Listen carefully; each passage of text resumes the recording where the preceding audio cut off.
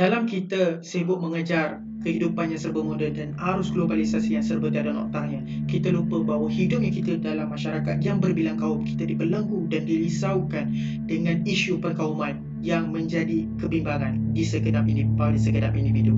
Oleh itu, ini telah menarik perhatian kami selaku kumpulan kedua dengan topik yang hangat yang kami akan bincangkan pada hari ini, iaitu sejarah tragedi perkauman, satu pengajaran dan tapak membina pengukuhan kesepaduan sosial dan peradaban Malaysia. Terlebih dahulu, Assalamualaikum warahmatullahi wabarakatuh. Saya Daniel Azizi bin Muhammad Yusof dan saya akan memberikan peranan saya serta rakan-rakan saya dalam kami mengupas topik kita pada hari ini. Keadaan mendesak untuk kami melakukan topik seperti ini adalah kerana tragedi perkauman yang telah tercetus menjadi impak yang sangat besar kepada sejarah Malaysia khususnya. Kita akan lihat sedikit sebanyak poin-poin yang penting akan dibentangkan. Bermulalah daripada rakan saya, Saudari Fatin Najwa, yang akan membentangkan konsep perkauman itu sendiri. Yang kedua akan dibentangkan oleh Haris Nur Syahmi, Saudara Haris Nur Syahmi, yang akan merungkai analisa sejarah tragedi perkauman yang berlaku di negara kita. Seterusnya, Saudari Izzatul Syahina akan membentangkan serba sedikit tentang kesan perkauman yang telah berlaku di negara kita. Dan juga akan disusuli oleh Saudari Hadira Tahira yang akan mengupas dan akan membentangkan cara mengukuhkan perpaduan berbilang kaum, dan akan dirungkaikan oleh Saudara Zul Izzuddin, di mana beliau akan membentangkan tentang kesimpulan dan cadangan yang akan kita perolehi daripada pelbagai pihak yang memainkan peranan. Tanpa melengahkan masa, saya serahkan kepada Fatin Najwa untuk poin yang pertama. Seterusnya, saya akan menerangkan tentang konsep perkauman. Menurut Kamus Dewan Bahasa dan Pustaka, perkataan kaum membawa maksud puak, bangsa, kabilah atau suku. Isu-isu perkauman pula boleh dikatakan sebagai isu-isu yang berkait tentang hubungan antara kaum dari pelbagai aspek. Ini termasuklah aspek agama, pendidikan, penulisan dan pertuturan bahasa. Di negara kita, isu perkauman dianggap sebagai isu yang sensitif. Kita tidak boleh menyentuh atau mengupas isu ini sesuka hati, terutamanya di khalayak ramai. Sebagai contoh, isu hak-hak istimewa orang Melayu dan penduduk Bumi Putra.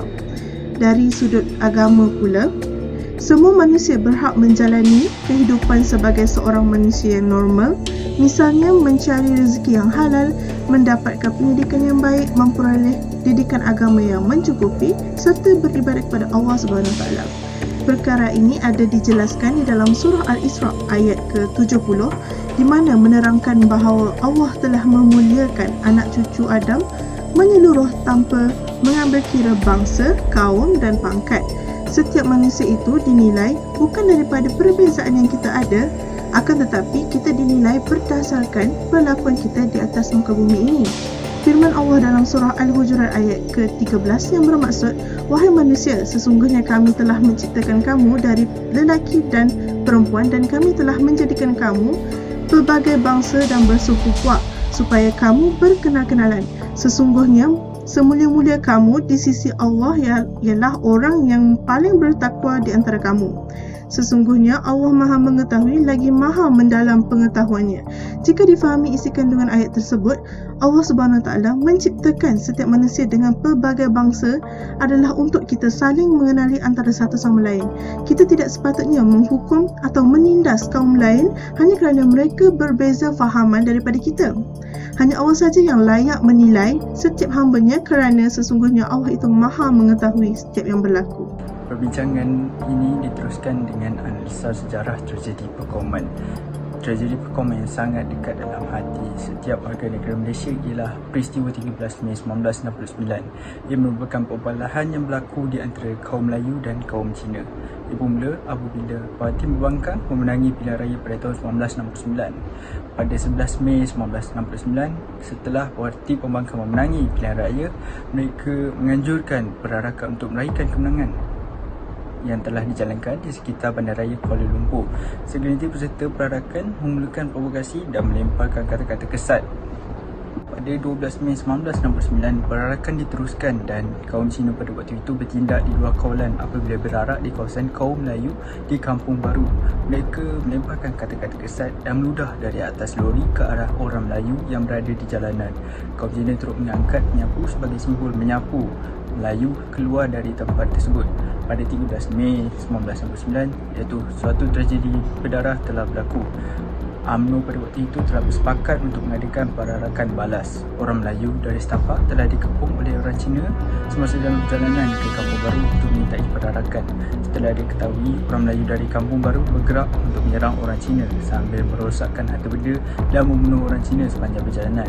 Pada masa yang sama, sekumpulan orang Cina telah menyerang panggung Odeon di Jalan Tuanku Abdul Rahman di Kuala Lumpur. Mereka menyiapkan iklan berbahasa Cina untuk menyuruh orang Cina untuk keluar dari panggung dan membunuh orang Melayu yang ada di situ. Perintah kurun 24 jam telah dilaksanakan dan FRU dan askar Melayu dikerahkan dan diberikan arahan perintah tembak bagi mereka yang ingkar. Berdasarkan peristiwa tersebut dapat disimpulkan bahawa kaum Melayu dan kaum Cina tidak menghormati sensitiviti kaum antara satu sama lain. Kaum Cina menyerang orang Melayu di panggung Odeon dan menyelamatkan orang Cina dengan iklan bahasa Cina, manakala orang Melayu telah membunuh orang Cina di sepanjang jalan tanpa sebab dan berencana untuk menyelamatkan orang Melayu yang ditahan di setapak. Kaum Melayu dan kaum Cina juga tidak mempunyai semangat kemasyarakatan yang kuat, menyebabkan mereka rela pembunuhan daripada berbincang tanpa perlu ada pertumpahan darah. Tampuk pemerintahan pada waktu itu juga kurang peka dengan keadaan semasa. Perkara ini dapat dielakkan jika unit-unit khas seperti askar dan polis dikerahkan lebih awal semasa peserta perarakan gagal mematuhi syarat perarakan yang ditetapkan. Baiklah, kita teruskan lagi sesi pembentangan kita dengan isi yang ketiga, iaitu kesan perkauman. Kesan perkauman boleh dibahagi kepada 3 aspek, iaitu dari segi ekonomi, sosial dan juga politik. Dari aspek ekonomi, isu perkauman dalam negara akan menjadi punca kepada aktiviti ekonomi tidak berjalan dengan lancar dan juga mungkin berhenti serta-merta. Hal ini kerana wujudnya hubungan renggang dan juga konflik antara kaum dalam sesebuah masyarakat. Selain itu, semangat asabiah yang terlalu kuat juga membuatkan mereka cuma mahu berurusan sesama mereka sahaja. Selain itu, ia akan membawa ke arah kerugian negara yang amat drastik serta defisit di mana perbelanjaan melebihi pendapatan. Selain itu, perpecahan perpaduan kaum juga menyebabkan wujudnya jurang ekonomi antara kaum. Jurang ekonomi yang terlalu ketara akan menyebabkan negara sukar untuk membangun secara menyeluruh.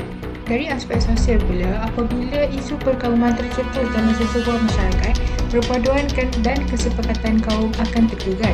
Ini merupakan akibat daripada salah faham dan juga buruk pandangan terhadap kaum-kaum lain. Dan semangat perkauman yang terlalu melampau akan menyebabkan lahirnya rasa dengki dan juga tidak puas hati. Dengan itu, sikap toleransi antara kaum akan musnah akibat sikap terlalu taksub dan hanya mementingkan kaum sendiri sahaja. Selain itu, ketenteraman dan keamanan awam juga akan terancam. Hal ini mungkin kerana ketidakpuashatian yang melampau mampu mengakibatkan rusuhan kaum dalam kalangan masyarakat kita seperti yang berlaku dalam peristiwa 13 Mei 1969. Bagi aspek yang terakhir, isu perkauman akan menyebabkan kestabilan politik negara tergugat. Hal ini kerana politik mengikut kaum akan lebih cenderung untuk berlaku di mana ahli-ahli politik ini akan mempertahankan dan memperjuangkan hak kaum mereka sahaja. Dan ini merupakan salah satu contoh di mana mereka hanya melakukannya untuk kepentingan diri sendiri dan kepentingan kaum mereka sendiri. Selain itu, sebagai contoh, akan ada sebuah kaum yang mahu membolek kuasa dan cuba untuk mendominasi kuasa-kuasa yang ada di negara kita. Di samping itu, rasisme akan membuatkan ahli-ahli politik ini dan golongan yang berkuasa menjadi tidak terkawal dan hal ini akan mampu mengerukkan keadaan serta menggugat keharmonian hubungan antara kaum. Provokasi yang dilaksanakan oleh ahli-ahli politik yang mempunyai semangat asabiah yang tinggi ini secara sembrono akan berlarutan dan memberi impak negatif kepada perpaduan kaum di negara kita. Nanti saya akan membentangkan tentang cara menumbuhkan perpaduan di bilang kaum. Yang saya bagi kepada 3, iaitu daripada segi pendidikan, kasar kerajaan dan juga masyarakat. Yang segi pendidikan, yang pertama ialah daripada peranan guru dan sekolah, dan juga pendidikan mengisi satu komsas dan satu sejarah. Yang kedua daripada segi dasar kerajaan, iaitu contohnya adalah dasar ekonomi baru, Kebadan Ilmu Negara dan juga bahasa Malaysia. Dan yang terakhir ialah daripada segi masyarakat, iaitu penggunaan bahasa Melayu sebagai bahasa kebangsaan dan juga menghormati dan memahami kepercayaan setiap kaum. Yang pertama daripada segi pendidikan, iaitu sebagai contoh peranan guru dan sekolah. Guru dan sekolah memainkan peranan amat penting dalam menerapkan nilai perpaduan kaum dalam mendidik pelajar dan menggunakan kerana menonton juga daripada dunia. Daripada setiap lama bangku sekolah lagi, kita perlu menjaga kesedaran kepada pelajar tentang penting perpaduan dalam masyarakat yang berdiri pada belah kaum. Hal itu sekolah ini telah memberikan beberapa inisiatif penangkap seperti mengajukan bidang masa, mengadakan pertandingan patriotik dan juga mengadakan pengucapan awam. Bagian-bagian lain inisiatif ini sebanyak dapat menerapkan nilai perpaduan kaum yang berdiri dalam pelajar dan juga nilai patriotik dalam didik belajar. Oleh itu, peranan guru dan sekolah merupakan amat penting dalam mengukuhkan lagi perpaduan kaum dalam masyarakat Malaysia yang mana akan melahirkan individu yang mempunyai nilai perpaduan kaum yang tinggi dalam diri mereka. Ini adalah dasar kerajaan sebagai contoh bangsa Malaysia yang diperkenalkan oleh Datuk Seri Muhammad Najib bin Tun Abdul Razak pada 2 April tahun 2009. Bangsa ini telah mengetengahkan sikap menghargai dan menghormati identiti setiap etnik Indonesia yang juga mendapatkan jurang antara setiap kaum yang mana rakyat disatukan dengan konsep satu Malaysia. Konsep ini telah terkenal dengan slogan rakyat didahulukan bersama yang diutamakan. Negara Satu Malaysia ini berkait rapat dengan konsep negara bangsa yang mengintegrasi seperti masyarakat dan juga kaum yang mendapat hidup dengan bersatu. Oleh itu, Kerajaan Malaysia merupakan salah satu langkah dan cara-cara untuk mengukuhkan lagi perpaduan kaum dalam kalangan rakyat Malaysia. Dan edaran yang terakhir ialah penggunaan bahasa Melayu sebagai bahasa kebangsaan. Penggunaan bahasa Melayu merupakan salah satu inisiatif dan langkah yang amat efektif dan penting untuk mengukuhkan lagi perpaduan kaum dalam masyarakat Malaysia. Kerana bahasa Melayu ini merupakan satu lambang jati diri yang dikongsikan oleh masyarakat Malaysia beberapa kaum. Ia merupakan satu bahasa yang boleh difahami oleh setiap lapisan masyarakat, khususnya kepada masyarakat Malaysia. Bahasa Melayu ini digunakan sebagai bahasa pengantar bagi proses sekolah pengajaran dan pembelajaran yang mana dapat membentuk perpaduan daripada zaman awal zaman persekolahan. Oleh itu, bahasa Melayu merupakan salah satu yang amat penting untuk menentukan lagi perpaduan kalangan masyarakat di Malaysia. Tragedi Islamic Perkauman yang berlaku pada 13 Mei 1999 sememangnya banyak memberikan pengajaran dan iktibar kepada kita semua dan juga kepada generasi-generasi yang akan datang kerana ia merupakan titik permulaan kepada percubaan untuk membentuk kesepaduan di antara rakyat berbelah kaum di Malaysia. Tragedi ini banyak memberikan pengajaran kepada kita semua, antaranya ialah untuk mengamalkan nilai-nilai mulia dalam kehidupan. Jika kita imbas semula tragedi ini berlaku hanya disebabkan oleh sifat buruk ataupun sifat kurang ajar yang ditunjukkan oleh setengah pihak sehingga ia mencetuskan perbelahan dan rusuhan di antara kaum. Dan yang paling utama sekali ialah kerana tiadanya rasa hormat sesama kaum. Sikap hormat menghormati ini adalah penting dan merupakan kunci utama bagi membentuk kesepaduan di antara rakyat Malaysia dan ia perlu diamalkan oleh setiap individu. Selain itu, kita juga boleh mengambil pengajaran daripada kesan-kesan yang timbul daripada peristiwa tersebut.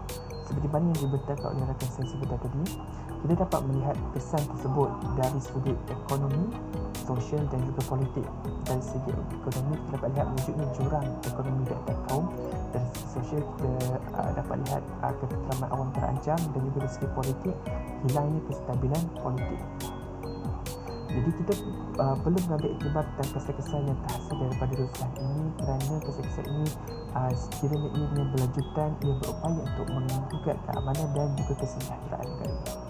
Oleh itu, bagi memupuk dan mengukuhkan kesepaduan di kalangan rakyat Malaysia, penghayatan terhadap tragedi 13 Mei ini perlu diambil berat supaya kita dapat menjadikan ia sebagai satu pengajaran yang mampu untuk meningkatkan perpaduan di antara kaum. Ingat, mencapai kesepaduan adalah tanggungjawab bersama yang perlu dilaksanakan oleh setiap pihak di setiap peringkat, sama ada di peringkat atas ataupun peringkat bawah seperti kita rakyat Malaysia. Jadi saya akhiri pembentangan kami ini dengan memetik kata-kata dari Josh Ratayana yang merupakan seorang ahli falsafah barat. Those who cannot remember the past are condemned to repeat it. Mereka yang tidak mengingati sejarah akan mengulangi. Sekian sahaja daripada kami. Terima kasih.